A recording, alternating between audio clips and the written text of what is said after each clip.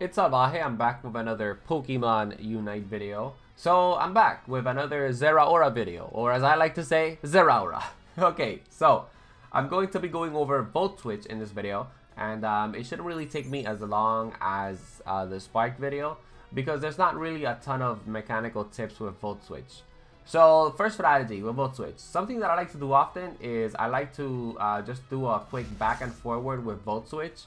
And this is something that I usually do when there's a lot of like crowd control people sort of in the area, or of course whenever I am fighting a couple of people and I have teammates around me and I know I need to do some quick damage onto a bad guy. I like to use this strategy a lot also against Gengars as well, because for the most part you really just need to melt them as fast as possible, otherwise they're just going to completely melt you. Now, another thing about Volt Switch that I like to do is after you use Volt Switch, you're going to get an increased basic attack speed. So do feel free to, of course, go for your Volt Switch and then, of course, pull off your basic attacks on wild Pokemon. Sometimes I don't like to waste discharge after I Volt Switch on wild Pokemon because I rather have discharge just in case an enemy shows up out of a bush out of nowhere. Another thing that's really important about Volt Switch is that you keep in track on where you originally used your Volt Switch, and that you also keep track of your little cooldown thingy. Sometimes it's good and it's smart to push with your Volt Switch, but if you're not Volt Switching out of there, you might actually be in a lot of trouble because more Pokemon might show up. Another important thing about Volt Switch is that no matter what, every time that you teleport back to your Volt Switch, if there's an enemy in the way, the enemy is going to get damage. As you guys can see, total 676 damage. So I'm just gonna showcase that one more time. Boom. Every time that you teleport back to your Volt Switch, you're doing damage.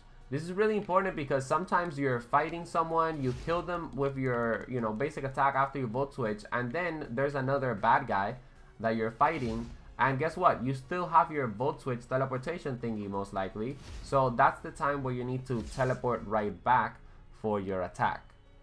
Another thing that you can do as well is you can Volt Switch and then fight the opponents and drag them closer to your Volt Switch, so then you can Volt Switch right back and they're within range of another basic attack, or of course your discharge or wild charge, whatever it is that you'd like to go with.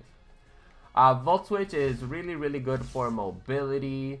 Sometimes I like to use it to get some quick dunks, but I'll touch deeper on that on my in-depth ZERAORA guide. These videos that I'm making about the abilities are really just to give the beginner, newer players sort of like a better understanding of the moves in a quicker format.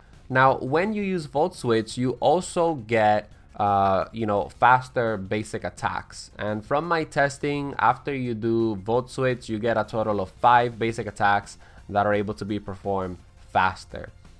And when you get Volt Switch Plus, apparently you're supposed to get more basic attacks, but from my testing, it's usually 6 basic attacks that are going to be swinging faster.